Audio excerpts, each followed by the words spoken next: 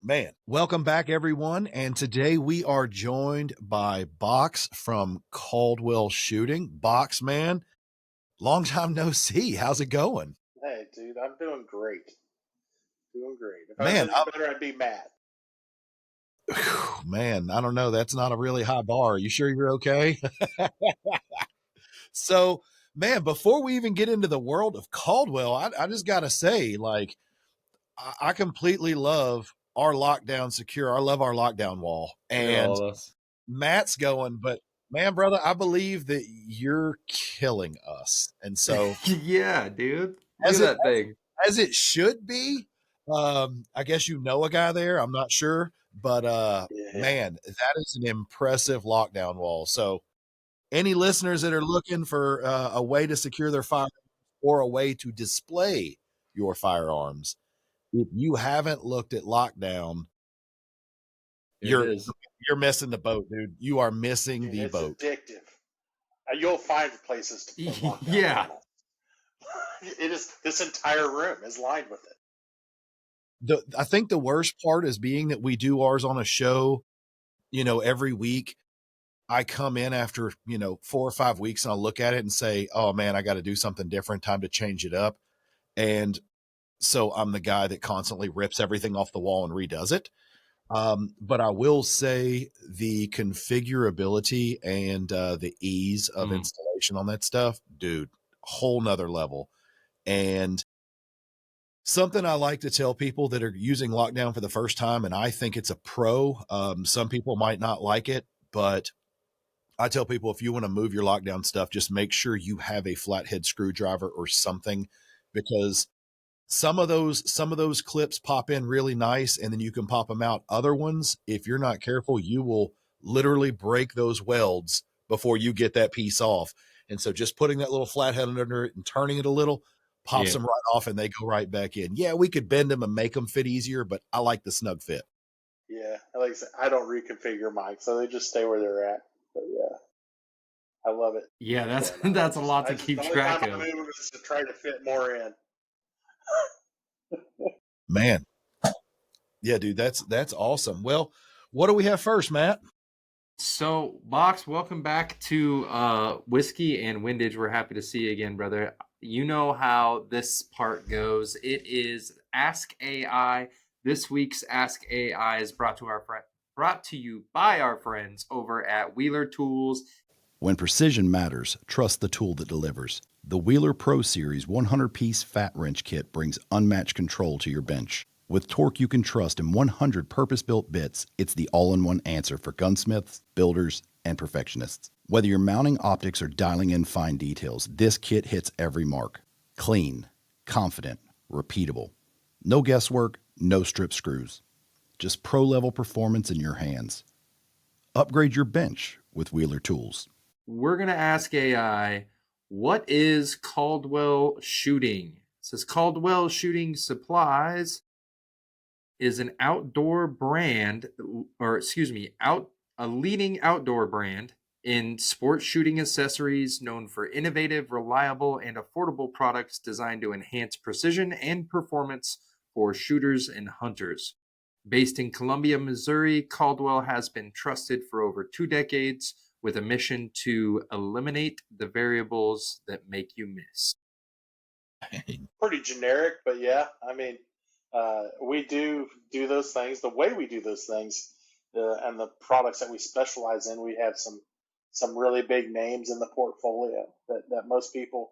Some of them are big enough that they recognize the product name and not the brand first, which is like stuff like our lead sled and our dead shot shooting Yes. bags and our lead sled shooting rest. I don't know how many people are like, oh, I work for Caldwell. We make shooting rests. Oh, that's cool. I have a lead sled. Like, oh yeah, we make that. Oh, I didn't know that. Like, yeah. Caldwell lead sled, but most people just, oh, it's a lead sled. So that's kind of where our core, our main bones of the brand. But we basically will get into anything that shooters and hunters use on the range. It's kind of the field goals that we set for Caldwell as a brand. So if you're using that product on the range, Caldwell's there for you. Man, yeah, and we got to see a few of the things that came out, and we'll talk about them later. But before we do, we're going to get into one that we haven't done with you yet, and we are going to get into our rapid fire questions. And this week, our rapid fire is brought to you by Tipton. Your workspace matters, and the Tipton Best Gun Vise 360 doesn't play around. Built for serious shooters, this vise locks down rifles, shotguns, and ARs with zero movement and full control. Tool-free adjustments, rock-solid clamping, and a 360-degree rotating cradle give you access from every angle. No shortcuts, no compromises. Whether you're building, cleaning, or dialing in, this vise was made to keep up. Tipton Best Gun Vise 360. Built to hold, built to work. So with the rapid fire questions, it's very similar to like the end of a game show. We're going to ask you a handful of questions. It's simple answers. We're just going to move through them as quick as possible, and then we can discuss the answers later. So whenever you're ready, just let me know. I guess I'm as ready as I'll ever be. All right. First question. Yeah, first question. First firearm you remember shooting? My dad's 22, Marlin, with a squirrel on it. Little Model 60. Yeah, if you had to pick bolt action or semi-auto with a rifle. Bolt action. We also know you're an avid reloader, so let's just go ahead. I know the answer from the last one, but for new listeners, favorite caliber? 6.5, 6mm Creedmoor. 6 Creedmoor. Most underrated piece of gear Caldwell makes. Good, I'm ready. We're going to get into that later. It is. It is cool. All right, so now asking Box, not Box from Caldwell, what is your least favorite gun trend? What just gets on your nerves? Man, I love all guns. What guns are... I'm not big on the like weird bullpup shotguns. I could do without that. Yeah. All right. Yeah, no. So we sometimes ask people about SHOT Show and ask them, is it industry highlight or necessary evil? But I'm going to ask you one word to describe SHOT Show. Oh, tiring. It's a lot of work for Yeah. the manager guy. One word, tiring. Yeah. Two. No. What? I can't wait to hear this one because we just heard about your gun collection. What gun do you own that you hate to admit? Whoa. Okay. There's a High Point C9 on the wall. Okay. Now, hold. No explanation. We can explain later. There's a story. All right. So we only got two more and we can go to it. Would you rather develop a new rest or a new target system? New target system. Aside from your eyes and ears and the gun and the ammo, there will always be blank in my range bag. Easy Wheeler tools. Always take tools with you. A simple toolkit. Yeah. You will use it 9 times out of 10. Perfect. All right. So now let's get into the fun part, man. Go back to this C9. What are we talking about? What's up at the High Point? You mean a yeet cannon, first of all. So just so you know, it's literally next to a SV Infinity 2011. It's like a $6,000 pistol. And then there's a High Point. I put it in there so that when people come in and you're showing off to your buddies and, you know, they're kind of looking like, oh, man. And they're like, oh, yeah. Looking at all the 2011s and, you know, fancy pistols and the Gucci Glocks and the MMPs and all that.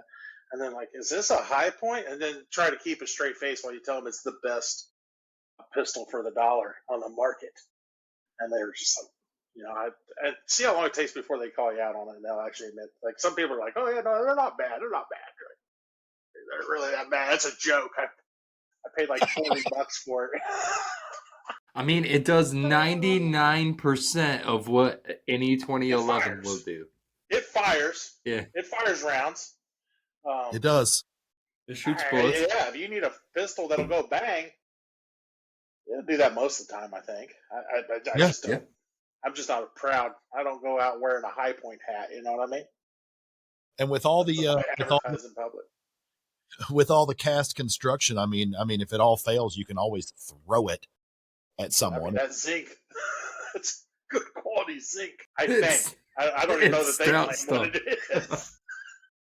whatever's cheap as they can buy. It's heavy. It reduces that recoil because the way that thing is built, if it wasn't heavy, if it was made out of lightweight materials, it would probably be the snappiest thing you'd ever shoot. Yeah. Yeah, I don't. Honestly, it's never been shot. They're a strange feeling gun to shoot too. If you haven't shot one, they're one of the guns ever made. Let's get into this, man. So let's talk about your personal journey leading you into the shooting industry, and how did that lead to Caldwell? Yeah, so I mean, funny, you kind of hit it in the rapid fire. Is that first gun, right? Like shooting my dad's 22. When I was a kid, he took me out when I was old enough and kind of showed it. And that was just shooting around the farm, can or whatever he'd sit out. And that led into competitive shooting through the 4-H program, which is big in rural Missouri. It's a great area. Yeah. I was horrible at sports. Like, I'm a big dude, and everybody's like, "Oh, you should play football." Dude, I was horrible. I'm not coordinated and athletic. I had no business playing football, but I could shoot a gun. So I grew up shooting. My parents supported that like wholeheartedly, man. We started shooting small bore, then I started shooting shotgun.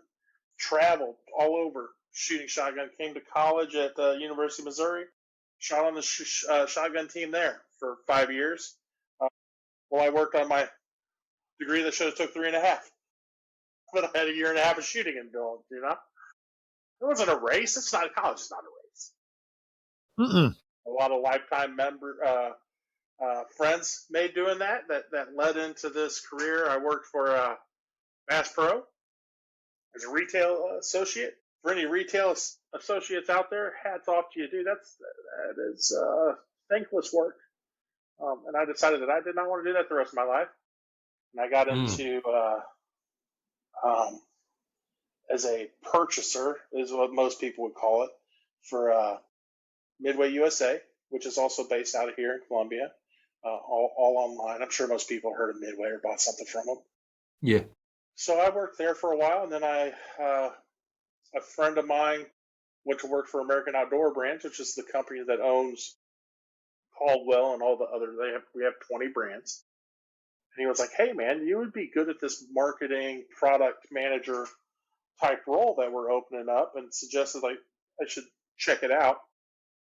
And so I did, and ended up kind of transitioning from purchasing and product more driven into a product and marketing hybrid, and have been in American Outdoor Brands for the past a little bit over 7 years, and have become more marketing and a little bit of product development stuff. But it's I've really found I'm grateful every day for I have my perfect job, at least for me.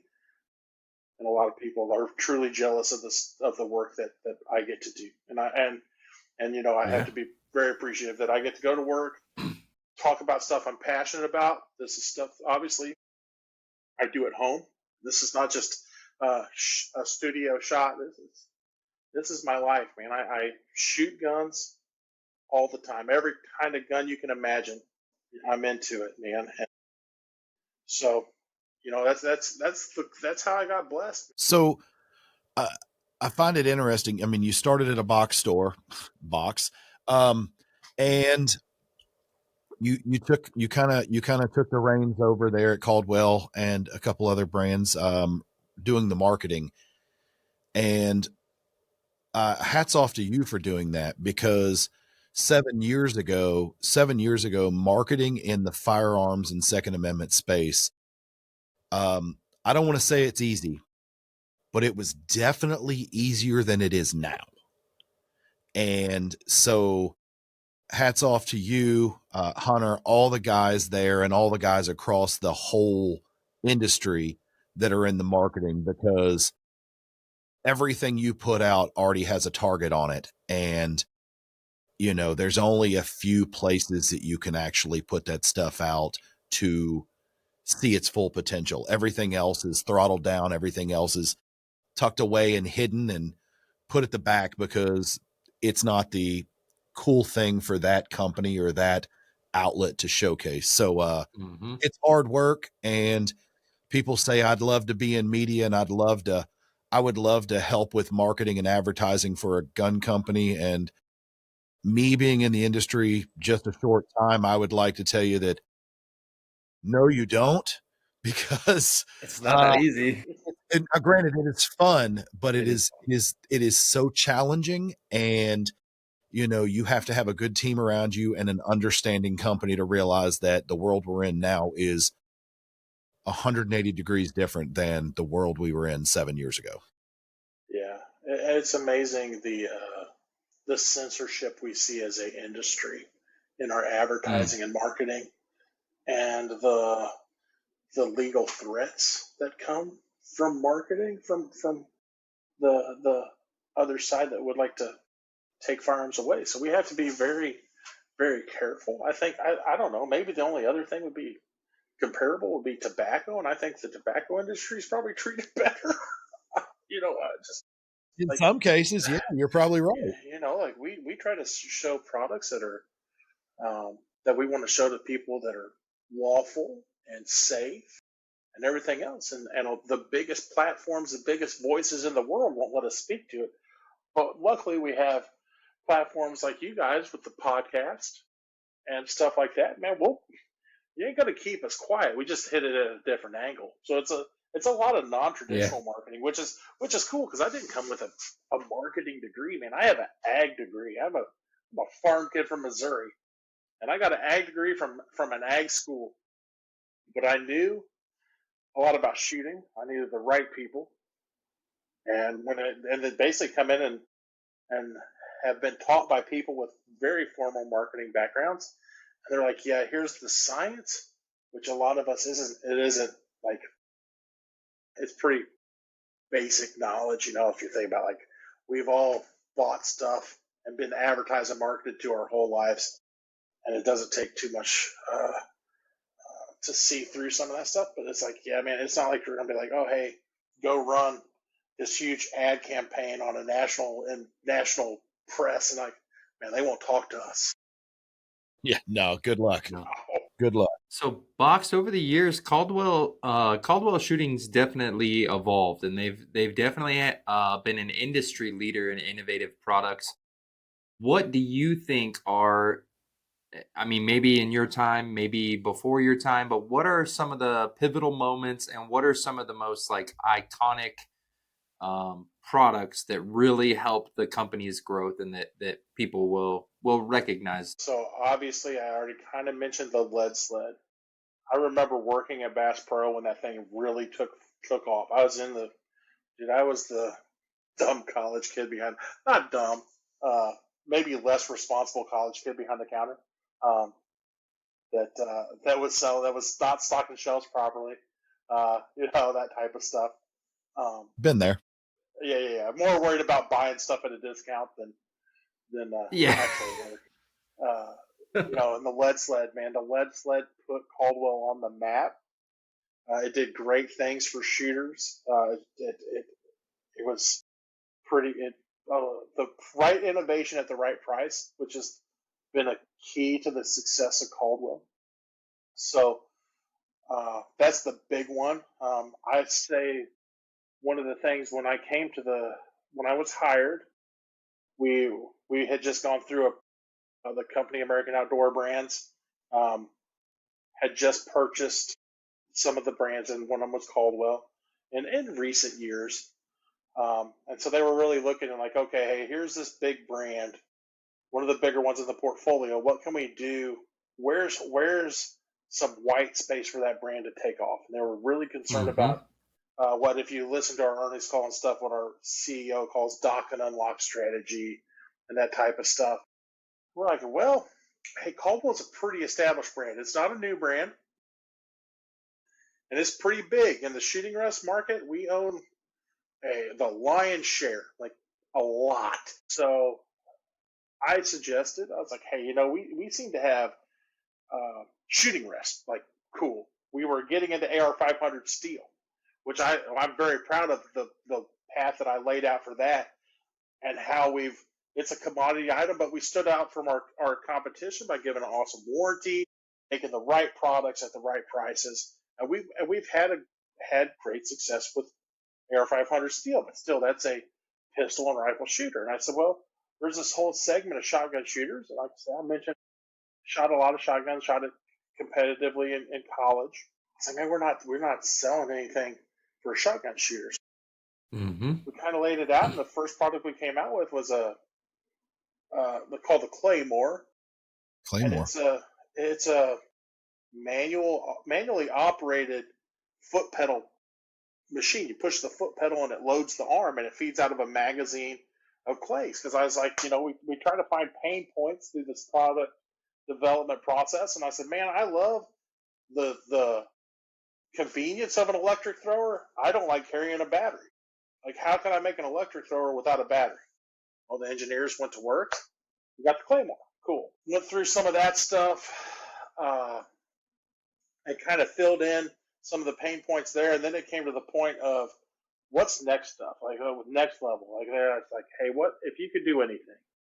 I was like, man, I'd like to come up with try to make a new target that the market will accept and adopt. There have been other shotgun targets on the markets. Some of them are still on the market, but they've all failed to reach the masses for several reasons. Usually it's cost. But a clay target is something that is consumable. So if I can't easily go pick them up at my local store, mm-hmm. Then that's not going to work. The other thing is the cost. Like Helis and ZZ Bird have been around a long time, and it's a prop drive. And I was like, man, the prop targets are cool. Is there a way to make something like that? And it's literally like just a super high level idea. Just threw it out like, what if we could make a target like this that does all this stuff? I don't know how to do it. That's not what I get paid to do. And it was cool. They kind of ran with it, and we went through some different stuff. And in April, we brought the Claycopter onto the market. And really, man, we've started to set. There it is. That's my baby. I'm super proud of that process, man, that we went through that. And now we're really getting into this shotgun market. And we still serve all the rifle guys, and we're still making new products for rifle and pistol shooters. But now we're bringing in a whole other segment into the brand to just add into it. And it's something like, say, man, I love shooting shotguns. I love shooting rifles. So, and pistols, everything. And so it's great to just keep adding to it. So for people that are watching that are unfamiliar, this is the Claycopter. Flip it around this way. So looking at this, you got a battery release here. So you have this battery, and there is a micro USB port here. Use a power block if you got an iPhone or an Android, whatever. Plug it right up, it works. Basically has a battery indicator bar on it. You press the button, it'll tell you. You put it in just like it's a power drill or another power tool that you have. Turn it on. Once it turns on, it shows your power. You can dial it up. You can see that I'm going through all the bars, but we'll keep it on 1 for low. And it shoots these biodegradable clays, and they do not look like a traditional clay. These aren't the kind that you're going to prop up on your foot like one of the trick shooters and kick it and flip it. I mean, I'm sure you can, but it's not going to go like the other ones. I'd like to see you try. Somebody do that, please, but do it in a safe method and send it to us. But it loads in, and once it loads, it sits in just like that. Hold the button in, the safety in the front, and then you turn it on. And it went over there somewhere. But I got to say, I want to give you kudos for it for a couple of reasons. First off, I was at Academy today.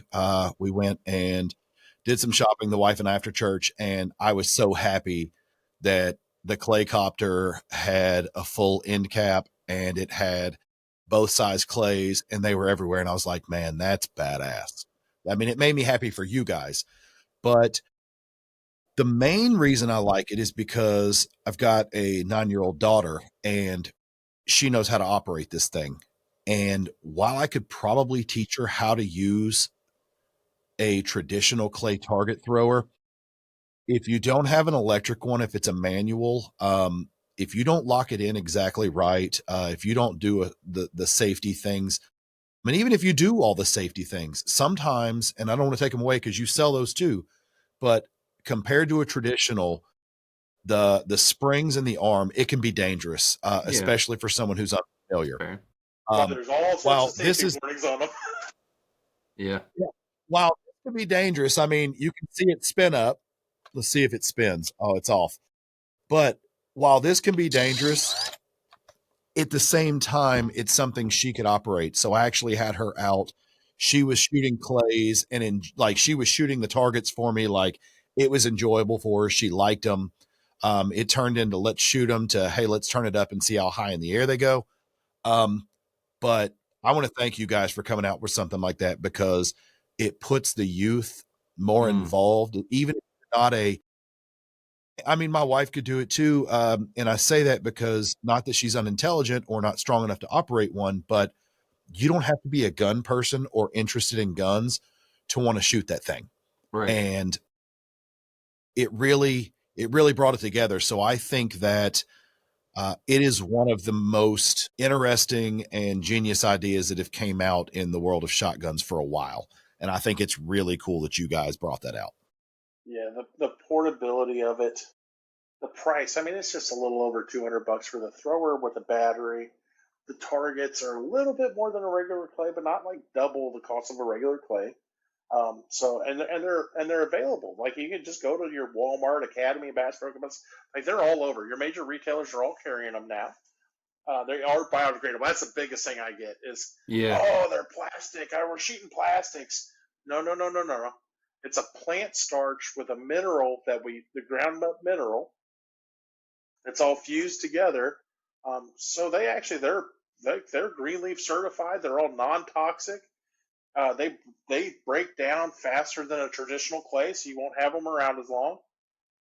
So in a way, they're safer for your field or whatever. Like, a lot of people shoot pastures and stuff like that with these types of, they're just shooting with friends and family. It's not a formal, like, gun club, sporting clays range type thing. But, like, I know a lot of, like, my dad didn't want clays in his yard or his pastures, or, you know what I mean? Like, even though they're non-toxic and all that, it's still just kind of, it's an eyesore. So these will break down way faster. It's a thinner material that breaks down. It's more sensitive to moisture. It's more sensitive to UV. And microorganisms will eat plant starch, and they don't eat limestone. So limestone has to weather away. You know what I mean? So it's a cool thing, and it'll be some consumer education part of that going forward to make sure that people understand, like, hey, these are safe to shoot. We're not. We would never tell you to do anything that's bad in the environment. Actually, on the bottom of the can, we tell you use that tube, like, to pick up your holes. Like, it's great. Like, a lot of people go shoot on BLM land. Clean up after yourself. Here's a perfect container to put them in and take them with you. You know what I mean? Amen. Well, something that's also interesting, I was going to say, sorry to cut you off, Matt, but this pack I'm holding, it's 49 because the other one's over there somewhere. But, 50 clays in this. Now, I understand on a traditional box of clays, you're going to buy a box and you're going to get 100.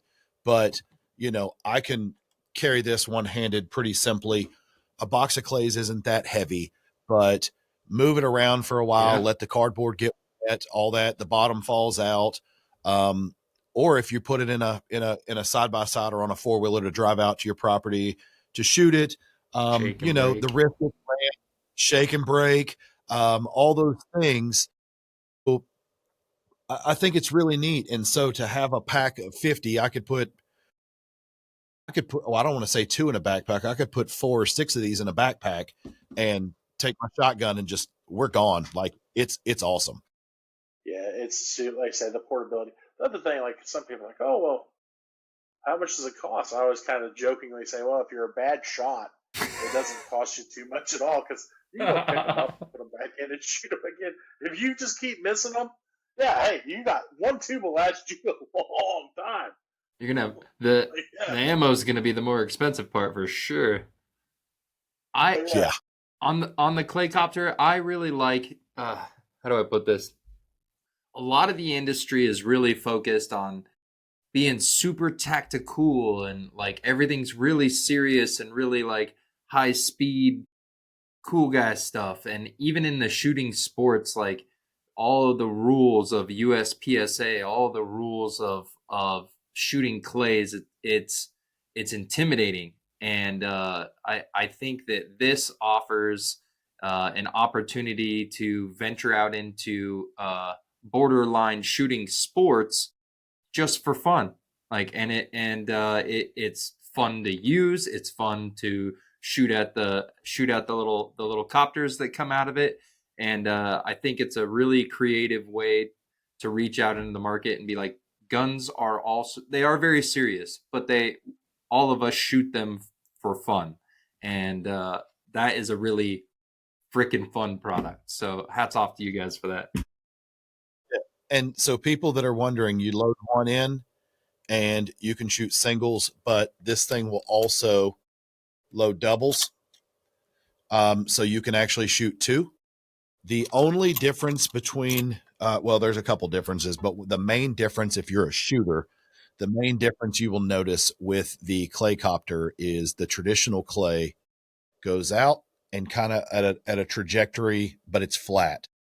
These guys go straight out this way. And so there's pros and cons. The pro is you get more of a target area to focus on and shoot. Even though it's not solid, it's spinning. And if you get them in, if you hit it, you know you hit it. The con is it gives you a false sense of confidence to let you know, oh, hey, look at this big target. I can hit it. And if you shoot relatively close, the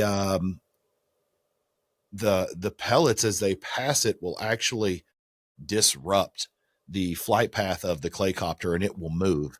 And I used to think shooting clays, there was nothing more embarrassing than missing an easy shot. But now there's nothing more embarrassing than missing an easy shot and it moved to the side and continue flying. That's kind of a icing on the cake to that thing. I've had it happen. It sucks when you miss one. But the good thing, like Bach said, man, you can walk back out there, pick it up, put it back in, and shoot it again. just saved yourself a couple cents. Yeah. Yeah. So I'm glad you brought up, though, because you were talking about how American Outdoor Brands purchased Caldwell, and you were talking about the idea of bringing something like the Claycopter to the market. And I wanted to ask, when you present an idea like that, when there's a big conglomerate, when there's a big parent company that owns that, first off, how was it received? And then second off, when coming out with something like this ingenious, what is a timeline from like concept to reality? What does that actually kind of look like? Well, so as far as product idea generation, we have a pretty cool process for that. We've kind of honed that over the years, but anybody can make a suggestion. We take suggestions from engineers, from our e-commerce people, from our graphic designers. I mean, we have a building full of people that are product users for all 20 brands. That's I mean, smart. they can be, we have a fishing brand and we have people that fish, and we have a lot of people that enjoy using the Caldwell products. And so they'll put, there's a board, it's called the innovation board, and they put their ideas up there. They make Hell yeah. however they want to make the piece of paper, and it can be a literal like bar napkin sketch, or it can be, some of them get very elaborate. Photoshop can make some pretty crazy looking product ideas, and some of them are just simple descriptions. And so we'll look at that and throw it in and have a review. And I'm literally like, I've seen ideas come from our, chief product officer. He has a lot of great ideas because he's a hunter, he's a shooter, he's a fisherman, like all these products. He just kind of lives that lifestyle. And but other great product ideas come out of our customer service. People that go out and they use the products too. So that's kind of where And some of it's on my role of like, okay, where there's opportunities. If I see gaps in market, that's from doing market research and seeing opportunities, and then kind of being the keeper of the product roadmap. What's next year? What's the years? Somewhere 5 to 7 year range, and as it gets farther out, it's more generalized ideas, and the closer ones are more nailed down. Like, this is the product. Product development processes. I've seen some of the simpler products turn around under a calendar year to go from idea to full in retail product. Some of them are multi years. That on the Frankfurt side, that X10 press, that was a 5-year project. It took that was a lot of work from concept to on the market. But then other ones, I think Claycopter wasn't anything too crazy. And that's kind of the beauty of it. Honestly, like I'm always reading the comments and stuff and seeing what the people on the internet have to say. A lot of internet gold out there, Yeah. And some people, I'm sure they intended as not a compliment. And they say, man, it looks like a toy. Dude, the engineer that came up with the idea for how that hub worked, he goes, man, all you needed to do is use this toy, like this inclined ramp, and it spins and stops, and then it will launch a disc. You go, okay, well, that's how you make a real product. Like, you don't need to make it super complicated, add all these servos and all this moving stuff and all that makes the product cost a lot of money. Like, what's the simplest, most manufacturable way to make the best product possible? And I think we nailed it. So, where some people might see it as insult, I see it as a huge compliment that, yes, we took a concept that worked and redid it into a way that's awesome. I mean, it's yeah. And the Claycopter, for the people that are watching, I had it on the lowest setting, and I mean, it just shot off because I'm in a small room. But if you take one of those out and you point it straight or just slightly angled, and you pull it and you let it go, at the lowest, it's going to fly somewhere around, I don't know, 20, 30 yards. I mean, it's not going to fly too far, but it's going to go at the lowest setting. But if you crank that thing up, I mean, now, of course, wind is a factor, all these things. But if you got a good calm day and you crank it all the way up and your angle's right, I mean, you can throw it a football field. I mean, it'll go.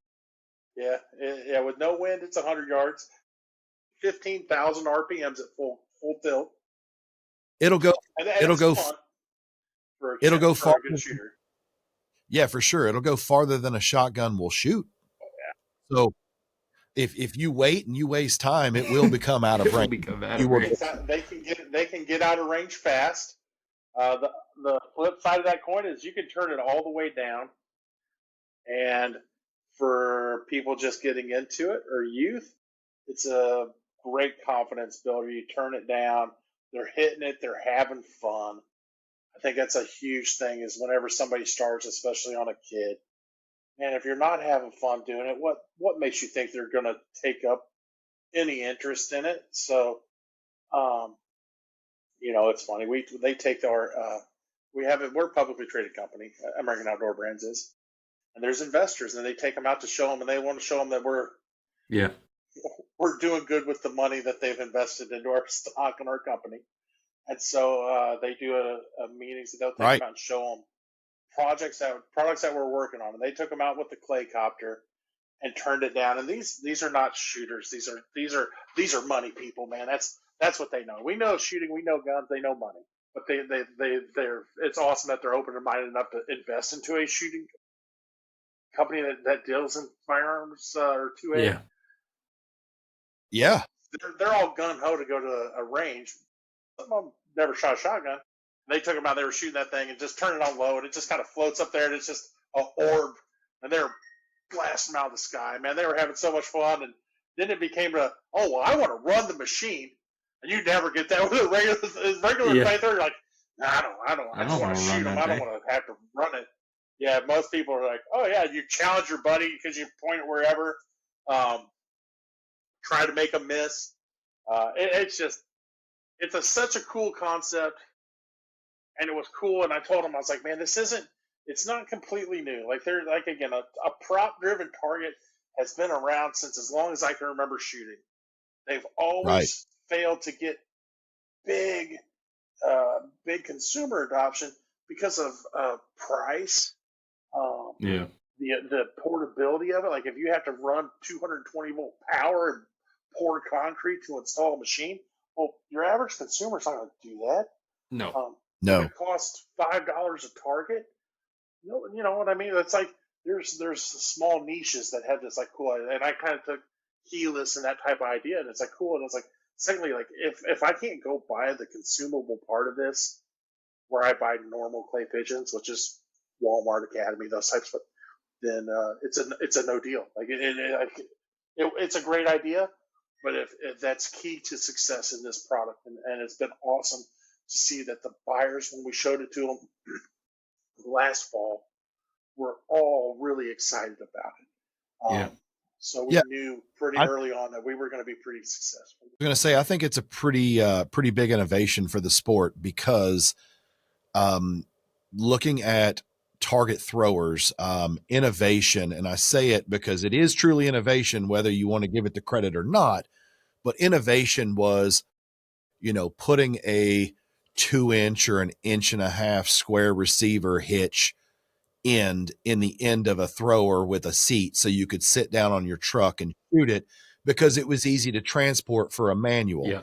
I actually know a friend of mine who took an old, I think it was a log splitter that was a trailered log splitter that had broke, took the log splitter off, welded a piece of flat steel to it, and mounted a thrower with a battery so he could tow it out, and then he would just drop it and level it up and, do that thing. If you don't live on land where you can actually use a target thrower, or you're not going to a place like a gun club that actually has automatic throwers, for you to load up the gun and the ammo, that's the easy part. You got to load the thrower. If it's electric, you got to make sure you have all the cords, make sure you have the alligator clip battery terminals. You got to have a fresh charged battery, maybe bring in a second one, not sure.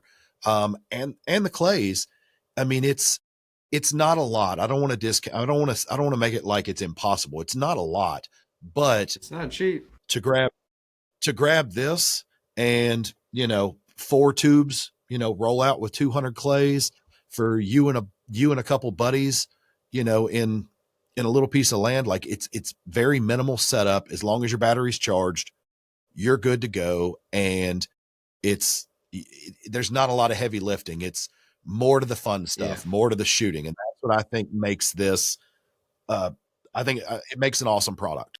You can be on the road to the range in seconds. Like you just go on a whim if you have the targets there at your house, and if not, you can stop on the way there. And I think for me, it's shooting. This type of shooting's always been done with family and friends. So especially if you're visiting family for holidays or something, it always seems like we used to do that.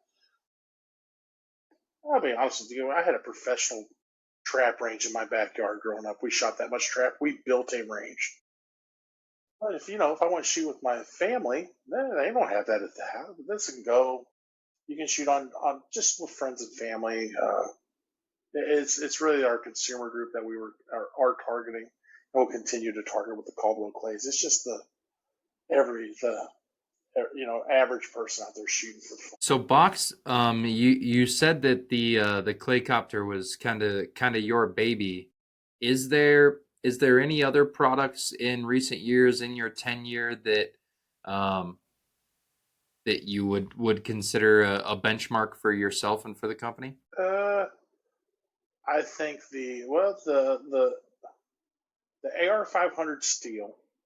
I came in pretty early on, and then just from all shooting that, and just kind of like when I first started with the company, I was very focused on pistol shooting for USPSA type shooting, and 3-gun and shotgun.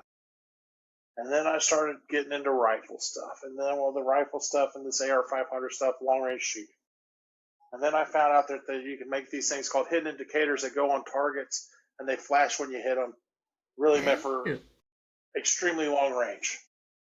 And I was like, that's Yes. cool. But they're so expensive and they're so specialized that it was really only being used by a group of people that absolutely had to have them because you just couldn't confirm a hit at the distance they were shooting at. I was like, that's cool. It's way too complicated to use, and I had to get a phone out. And I was like, why doesn't this thing just have an on-off switch and tell me when I hit the target? Like, this seems crazy. I took it to the engineers, and I said, how cheap can you make this? I was like, treat it as a consumable product. It's like, I don't want to replace parts on it that make it cost twice as much money or 3 times or 4 times as much money. I was like, just strip it down and make it as simple as possible. And they come out and they're like, yeah, we can retail these around like $30 or less. And I was like, yeah, bingo. Not $200. And so now it's cool because I see them on targets that you hit it. You can hear it because that's the fun part of shooting steel. You see it here. Now you get this flashing light. So it gives you another feedback. I see so many kids using it, like people put it on for youth camps and youth ranges and youth shooters shoot with the rimfire. Now the target moves and makes a ding and it flashes light. It just adds to the enjoyment on the range for no more. I mean, it's just a simple vibration switch with some LED lights and some AA batteries put in it. Man, it's super cool. I picked one up while I was at Academy today because full transparency, Jared Hunter, he sent me one a couple, I'd say a month or two ago. He sent me one and I set it up. And on the 4th of July, I had some friends over and we always do a big 4th thing. And it always goes from like somewhere it goes from like a swimming pool day and before fireworks, it turns into a gun day and like how fitting, let's do this. And we always shoot. And I grabbed one of my pistols and I was shooting at about, we were close to 100 away and I was shooting one of Caldwell's full-size IPSC targets and I was ringing it and they were like, man, that's cool. And the light would light up on the flashbang. And a guy was like, let me try it. So I told him his hold on the pistol and was like, hey, here's where you need to aim. Go figure. It's just like me and a chain on a regular steel target. You can aim for anything you want. And if you put a chain on a target, I can aim 90 degrees to the left, like complete 90-degree turn, and I'm still going to hit that chain. This guy, first trigger pull, shot the flashbang. It lit for a second, and off. I was like, you hit it. You hit it. But you know, I got a lot of life out of it in the month or two I had it. And it's not like I need a new one. It was I bought one today because that instant gratification of hearing it, but also seeing the light flicker.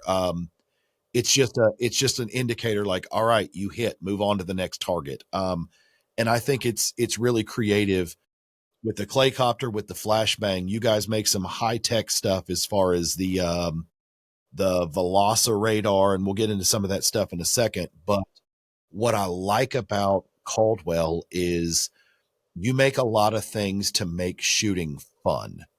And while firearms are a huge importance to protecting our own freedoms and our rights and all that stuff, not to get in the weeds with that, 99% of the time that we shoot, it's not to protect our families and to protect our property. 99% of the time we shoot, it is for the sheer joy of shooting. And it's like you guys, I mean, heck, if you guys were part of the new administration, it would be like make guns fun again, like make shooting fun again. That's what you guys do. Like you have products to enhance the shooting experience. So even if you take a new shooter that's anti-gun and say, let me just show you a little snapshot of what we do, you get them out and let them shoot a flashbang on a steel, or you let them shoot a Claycopter. Even at the end, when they throw the gun down and say, oh, this is horrible, I hated this, in their head, they're like, man, that was kind of fun. That was kind of fun. Whether they admit it or not, they're like, that was kind of fun. Yeah. Yeah. I haven't had the ones say that they didn't like it. But I'm with you, man. It's all about enhancing the experience and time on the range. And, it's great. I think whether you're exercising your rights for any reason, just exercise them, man. Get out there and enjoy it, man. This is the greatest thing ever. Just being Yeah. able to go out and enjoy shooting our guns. I don't have to. So I was going to say, growing up in the firearms community, I remember my first memory of Caldwell would have been, I don't know if it was a rest or if it was a sled. I think it was a sled. It was green, it had the metal back on it, but it was a sled. And I remember the Caldwell logo on it. And looking back from, I don't know if that was your first product or one of the first products that Caldwell rolled out, but how has the brand and the products evolved from the early days? So early on, it was actually, if you guys don't know this, Caldwell was started by Larry Potterfield, who owns Midway USA. It was owned by the Potterfields. It was ran by Larry and his son. They picked the name by flipping through a phone book because they needed to name something for whatever reason, not Midway.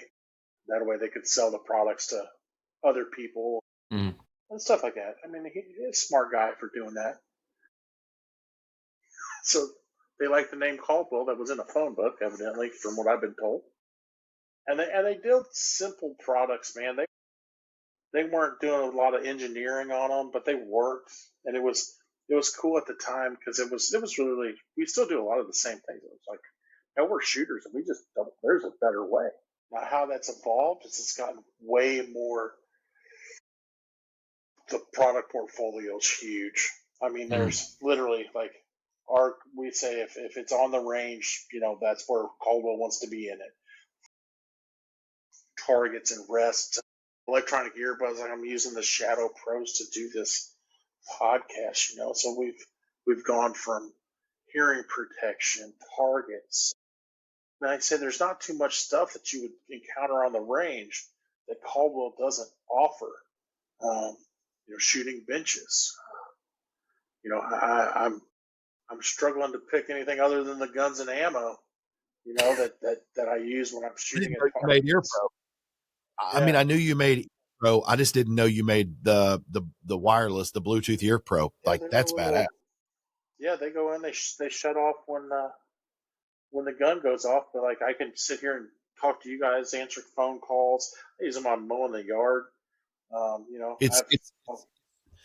It's pretty much identical to the other guys, if you know who I'm talking about. Like it's kind of the other guy. Okay, that's really cool. Yeah. There's several companies out there that are doing it. So yeah, man, that's kind of where we're at. Like I said, we've really expanded out from just that kind of beginnings with shooting rests, I would say, and have grown out into all things shooting, even and like I say, the most recent being the shotgun shooting sports. Yeah. Something. Go ahead, I was Matt. going to say, Fox mentioned it. It was funny because the next question was, you guys basically make everything except for the gun and the ammunition. What would you say is a misconception of from the public or maybe from the industry? What's a misconception people have about Caldwell? I'd say the misconception is that we just make shooting rests. And they don't understand that the full people we're gaining ground fast in the shotgun sports, but we're the new kids on the block there, and we're just starting to see brand recognition. It's cool because I get to go do we do the marketing for this, but then I get to go do consumer shows and stuff. And I was at one in Cleveland recently.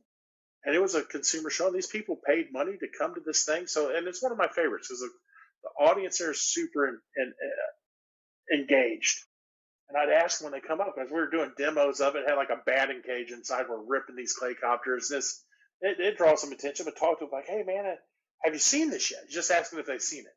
Oh, yeah. I saw it on the internet. I saw it in the stores. And you're like, okay, it's cool to see that people are like actually recognizing us. So for stuff other than lead sleds, and every time I'd run into at a consumer show, oh man, I have a lead sled, I love it. Like, yeah, that's great. We still make them. We keep making them better. We just came out with a whole new line. we improve new generations of every one of those things, constantly looking to bring better stuff to the end user, which is cool. I'm so glad to work for a company that's not like, oh, hey, we're winning this, let's just ignore it. They're like, no, we're winning, and we're going to keep that. We're going to maintain that market share. Heck yeah. That's a dynasty. Stop moving forward, die. Yeah. And I don't want to be associated with anything that stops moving forward. I made that very clear with the people above me. I'm like, my biggest concern is if I see us stop doing stuff, if we stop innovating, that's a bad sign for this guy who wants to work, for forever on Caldwell stuff. So the show he was talking about in Cleveland, definitely shout out John Patton and all the people that put GunCon together. Shout out. He puts it on every year. There's lots of shows that are out there, but John puts on a great one. So definitely kudos to him and everything he stands for the 2A. But I do now want to talk about, you talked about, you mentioned reiterations or you improving things. So I've had my eye on this just to kind of figure out what the main differences are. And now that I have the expert here, you can tell me. A friend of ours, Ray, who does the precision long range stuff, and Ray, she's awesome when it comes to shooting down range. I understand chronographs very easily. I couldn't make one. I don't know the science behind them, but I know what a chronograph is and I know how to use one. What is the main benefit or differences between the traditional chronograph and the Velociradar? Okay, so disclaimer: you said expert. Whew, not an expert. I've learned so much, as a matter of fact, in this subject, to know that I'm not near smart enough to understand how radar works. It takes like rays of the sun and explosions to determine speed. It's black magic. Let's just back. The minute I think I understand, but I'll say from the user experience, I totally got. So we make two different types of chronographs. There's a traditional chronograph that uses photo sensors or light sensors. That is a sensor, two sensors at a known distance between them, and when the bullet comes across it, it casts a shadow, and we can measure the time between sensor one, sensor two, distance, simple calculations. Bam, you have a speed. Disadvantages to that chronograph style. For the user, you have to set it up downrange and shoot at it. Again, now we're also talking about, which from a retailer, maybe not a bad idea because it's going to get hit by a bullet. It's like a flashbang. We don't warranty bullets. For $100 to $200. So it's the same. It's not meant to be a consumable, but somebody will shoot your chronograph. I guarantee it. If you don't do it, a buddy's going to shoot your chronograph. Photo sensors can be sensitive to sunlight conditions, which is why if you look at our more expensive one, the G2, it's actually flipped upside down, and the photo sensors are in the top where they don't have access to the sun, and we shoot UV light underneath up at it. So you shoot through the screen, there's UV lights on the bottom, and that's making the shadow. So that way it's not sensitive to sunlight. Again, now we have to stop, go down range, set it up. If you're shooting at a range that's got a lot of shooters, you have to wait for it to go cold to set it up, wait for it to go cold to go retrieve it. There's a lot of problems there. And then, like I say, they get shot.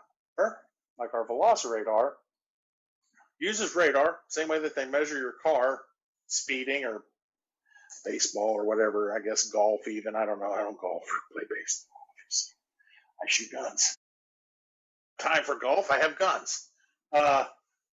It's using radar, and that just sits next to the shooter on the bench and projects a radar signal downrange and measures. And that's gives it some advantages. And most of the radar chronographs on the market will give you a muzzle velocity, which is what most people are concerned about, right? Very, very convenient way to do that. They cost a little bit more money, is the disadvantage of it. The Velociradar has a feature where it actually uses a different type of radar. And again, this is getting at the limit of my understanding. but there's different types of radar. Some of it can actually measure a distance and speed. So kind of like having a whole bunch of light sensors set up. Now all of a sudden we can measure speed and start to see how the bullet is losing velocity as it travels downrange. Mm. And then we can back calculate and do stuff like make drop charts that are actually custom for your gun and load and say, okay, hey, if you do 0 at 100 to 200 yards, it's going to drop this much. 300 yards, it'll drop this much, and give that a way better representation of what's on your box of ammo. When you get the box of ammo and look at that chart, yeah, that's not really what's probably happening to your gun. Yeah, it's a estimate at best. So that's kind of the cool advantages of radar. I'd say it all comes at a higher cost, but it does seem to be the future and the way that chronographs are going. Well, if you guys would just put your heads together with Frankfurt and Burger or something and come out with like an AirTag bullet, so that way you can just reload those and shoot them out, and we'd be a lot better. Like the April Fool's joke a few years ago that came out with like, oh, we have a camera with an internal gyroscope on the bullet so you can see it hit your target. And there were people that were like, oh, I want that. And it's like, yeah, no, dude, that was fake as hell. But it's yeah, it's a cool idea, but yeah, no, that's not real. So Box, Caldwell seems to be doing a great job of blending affordability as well as innovation. And in a lot of the products that take a lot of modern technologies, it seems that you offer both like, this is cutting edge for a little bit more money, but still approachable to a consumer. And this is the old trusty way that we've been doing it. How do you guys balance technology and performance and price?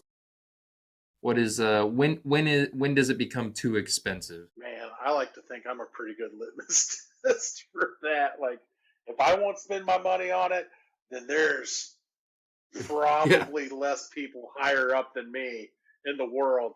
And we're a company that's there's a lot of great product ideas out there, and a company of a smaller size needs to make them because we need the volumes and stuff that we do. And it kind of comes back to that innovation board. I've seen ideas that wouldn't move lots of volume, but dang, would I love to have that product. Yeah. Just for personal use. And then we got to start looking at it, and we dive in and be like, okay, well, how many units of this can we sell a year? How much and the profitability and stuff, and kind of prioritize off of that. And man, yeah, just thinking it back to like some of the ideas and some of the stuff that I'm like, and then you end up building it yourself. But if I see stuff out there that's like, oh, that's cool, but I wouldn't spend that. Yeah. That's an opportunity. Well, you can either say that it's on there or it has been on there, and if not, you need to add it to it. You guys have figured out a way to make a mount for your steel targets for T-posts.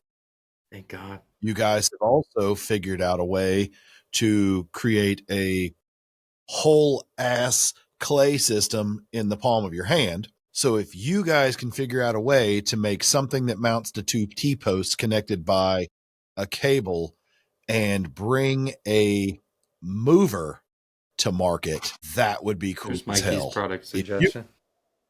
If you could figure out a way to shield that motor with AR-500 and just make it go left, right, if it's not already on the board, put that thing on the board. And it goes down the rail of a T-post? I would hit the T-post. I would hit the left T-post if it's on the right, and I'm going to say it, but I'd still shoot the shit out of it. But, that would be cool, is to see a mover, because you see ads for them. You're like, yeah, that's cool. And pro ranges, it's like, yeah, you got to have a berm to hide all of the mechanics underneath. But if we could figure out a way to shield the motor with AR-500 and make something that just goes left, right, even if it's battery charged, that would be cool as hell. Something reactive. I mean, you guys are making reactive battery now. Yeah.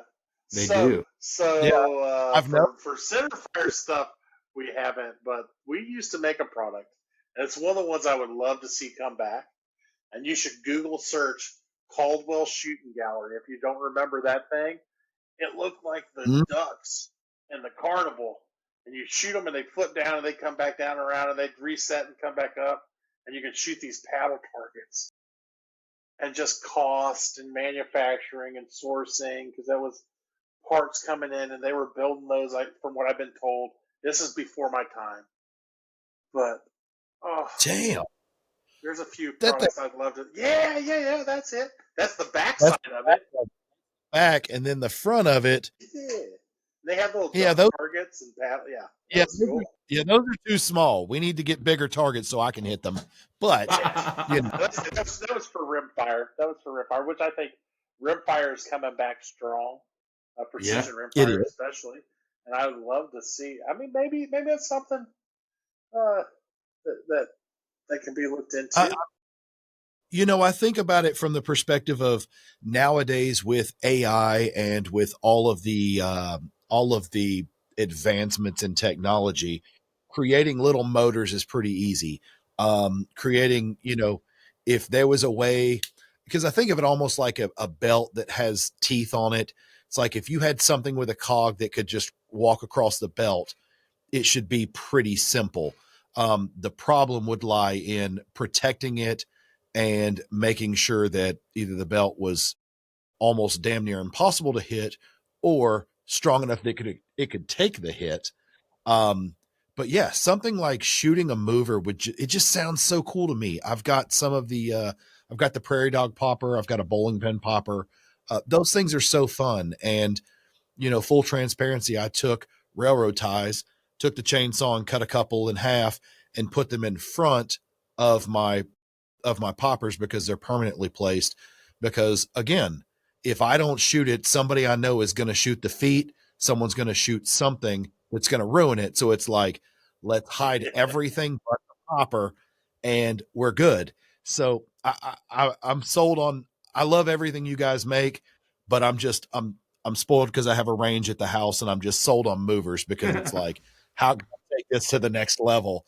And other than like a clothesline and somebody pulling it or using a drill or something, I'm like, man, that would be the Think what thing. the technology's changed in just the past 5 years with Bluetooth. Before you would Yeah. have some sort of controller, and that adds to the money. And now you can be like, hey, man, you just run this on your phone. Like, you don't need cords that'll get shot, and the how short distance RF goes. Like our latest electric clay thrower, the Claymore Connect. Man, that thing will connect like 90 something yards. You can run That's control the great. thrower with your phone. Why do you need to be 90 yards away from it? Yeah. I mean, I That's guess wild. if you want an incomer. Yeah, that's true. But it was just like the range of it. The range on Bluetooth has become so much more than what it used to be. Yes. Times and places, I guess. So I guess you've talked about that and you've brought that up. I know that we're in the middle of the year, so you have to be careful what you say, because most of the big news is saved for the first of the year or just before to release at SHOT Show so everyone can see the new hotness. But are there any products or revisions that you guys are currently working on, that you don't even have to say what they are, or if you want to, you can, but is there anything that you're currently working on that you are like excited about that's going to be dropping in January? A lot of additions to the Claycopter family. A lot. Let's go. Very cool stuff. I mean, very Sweet. cool stuff. And that's all I can say about it. With that, the one that we have on the market now was the first entry, and I was full loaded, ready to go to war with product ideas right on the heels of that thing. And I'm glad that we did. We didn't hesitate, and we're coming on awesome with that. And then also a refresh, like I say, coming back, our rock front rests. You'll see some new front shooting rests in our rock family. Just updating. I mean, they're great. They've been hugely successful, and let's keep them. Like let's maintain that and defend that market share. So that's kind of, those are the big ideas for all that I can say about it. Yeah. So for all of our listeners, definitely, if you're listening, comment below right now. I mean, it's 6 months, it's already out, but we can at least look into the future. If there's any products that you would like to see or add to that innovation board, definitely comment below. But it's exciting because if you are blessed enough to live in an area where you can go outside and shoot, let's say you got a farm, let's say you got just a couple acres, but you're allowed to shoot. The industry, I don't want to say it's flooded, but the industry has a lot of options when it comes to rests and benches, targets, and activities you can do. But if you wanted to keep everything all under one roof, Caldwell pretty much could have you covered from the seat you set on to shoot all the way to the target, the stand. If you think that the stands aren't, if you think that the stands aren't, well, I want something a little more beefier. Yeah, you can add a T-post, but they have something to take care of you from the front end of shooting all the way to the back. But yeah, before Matt gets into his next question, let's take a little break and hear from Frankfurt Arsenal. When precision matters, every detail counts. The Frankfurt Arsenal IntelliDropper 2.0 takes accuracy to the next level with advanced sensors, a sleek touchscreen, and effortless calibration. Whether you're fine-tuning or loading in volume, the IntelliDropper 2.0 ensures confidence in every drop. Frankfurt Arsenal, precision starts here. Before I ask any questions, I want to give Caldwell, this is a super simple product, but I don't know if other people have struggled with this, but like as a shooter, you're trying to, like, I shoot paper and I shoot steel, and I've had paper target holders that hold 1x2, and then target holders that are pedestals for steel plates on 2x4, and I've had a collection of both. And then I found the Caldwell. It just looks like an H, but it's got a socket for 2x4s and socket for 1x2 on the same stand. And I was like, oh my gosh! And I bought 5 of them. Those changed my life. So thank you guys for that. Thank you. Again, built out of my desire to be like, why? It's so simple. Like, I don't. When I saw them, I was like, how come every company that makes a target stand doesn't make this? Because you can do both with the one stand, and it can't be but another 25 cents worth of metal to build it that way. Like, exactly. It was a lot of engineering hours went into that bad boy. I bet. So Matt, you say that jokingly, but it's the same time. You've been to my house. You've seen my knockdown targets. So I took a piece of 4x4, made sawhorses, and I was like, man, I want to do a plate rack. And this was before I knew Caldwell had a plate rack. I was like, where the hell can I find a plate rack? So what did I do?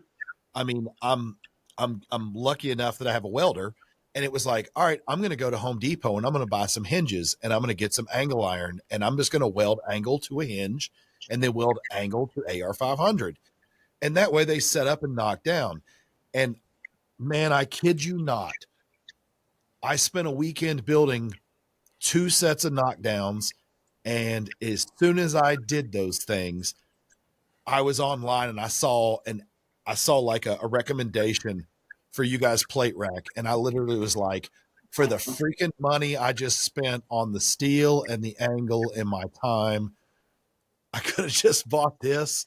And if you're somewhat handy and you know how to use a power drill, you can make a sawhorse stand.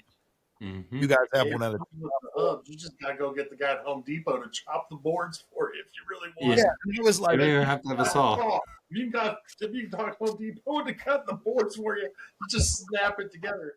I was like, those guys make me like 8 cuts before.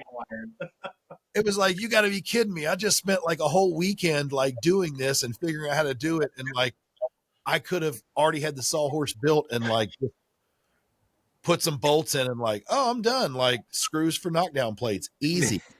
So you gotta be kidding me. But of course, I've already blown one apart because I didn't do it, but somebody else shot the angle iron. Somehow I got one that's angled like this now.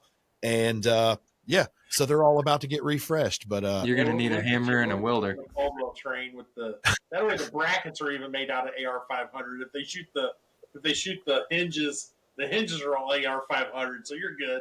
The only thing you can't shoot is the very ends. Well, you can shoot them, but you're just going to punch holes through the stall pieces. Yeah, so if you need someone for R&D, I am your guy, because if you need to see how quick it breaks, me and my group of guys, we'll break it next weekend. It's guaranteed. Even if it's 2 inches thick, we're going to break it. I don't know how, but we'll do it. So, Box, we've done top 5 guns with you, so we're gonna skip that part. But okay. I want to take just a minute and have you think back over all the SKUs. If there is one Caldwell product that every new shooter should add to their list of, I need one of these when I start my shooting career, what's that Caldwell product going to be? Ooh, that's tough as hell. I'm going to go with, safety-wise, a set of electronic ears is great. And we have more affordable ones that are just like the ear muffs, and all the way up into the in-ear rechargeable Bluetooth ones if you want. You don't have to go full crazy Bluetooth, full bore out the gate. You can get a set of $20 or $30 earmuffs, and it just makes the shooting experience a lot more enjoyable. You can hear if you're getting suggestions or range commands from somebody helping you. You can actually do the whole thing. I think that helps the process out a lot. Matt, I want to flip that to you. If you had to pick one product that Caldwell has, and it might be your little H mount, but if you had one product that Caldwell had that if they discontinued all other SKUs and you could only have one, what would that product be? Excluding eyes and ears, because he already said ears. It's a small line of theirs. Well, it's pretty well developed, but it's a line of things. Okay. But they're all really okay. Caldwell bipods. Because you're excited for 2026. Awesome, because I don't know how many people out there have ever shopped for rifle bipods, but they get pretty ridiculous pretty fast. And there's been some innovations in bipods and materials and being able to 3D print things and get different shapes and architecture. And Caldwell's moved right along with that. And so the trickle down from the industry is now in Caldwell bipods. And they're offering really feature-rich bipods at a cost that's much, much less than the competitors. And so I've Caldwell bipod was the first Caldwell product I ever owned, and I think I would keep bipods. Man, so if you asked me my thing that I would want from Caldwell, and it sounds so cheap and it sounds so easy, but I would say that it's their oh God, what's it called? I'm not going to get the name right, but it's the little H-mount metal thing that you actually step on and push into the ground that holds paper targets. It's like a target stand. The target stand. Yeah, target. Okay, yeah. Yeah, a couple different ones. Yeah. They're amazing. I take one of those everywhere with me. But I was going to say they're dirt cheap, and they're thin, but they're durable. And so if you're shooting paper, whether you have a real paper target, whether you just bought a new refrigerator and you're cutting the box up into targets so you can shoot that, this thing will hold them. And it, like Box said, they're super lightweight. You can carry them. They don't take up much space. And so you could literally set up a paper range anywhere that you're available to shoot. So that would be mine, because targets are a must. And those things, you can buy a couple of those cheaper than you can buy a couple of cases of beer. So I mean, that's Good time. yeah. So Box, let's go ahead and let everybody know. Tell everyone where they can find Caldwell. All the products and stuff are going to be on our website, caldwellshootingsupplies.com. And then our social accounts are on Instagram and Facebook. So feel free to reach out, shoot us a message. We're on there quite a bit. So I need everybody to back me up, and everybody just needs to flood their DMs with some moving targets, because that's what we need. And let's just make their life hard Moving for them. targets. But if you've made it to the end of this podcast, first off, thank you for watching. Second off, please leave a comment. It means so much, whether you're on YouTube, Spotify, Apple, Amazon, Pandora, iHeart, you name it. Please leave a comment. Tell us what you'd like to see next.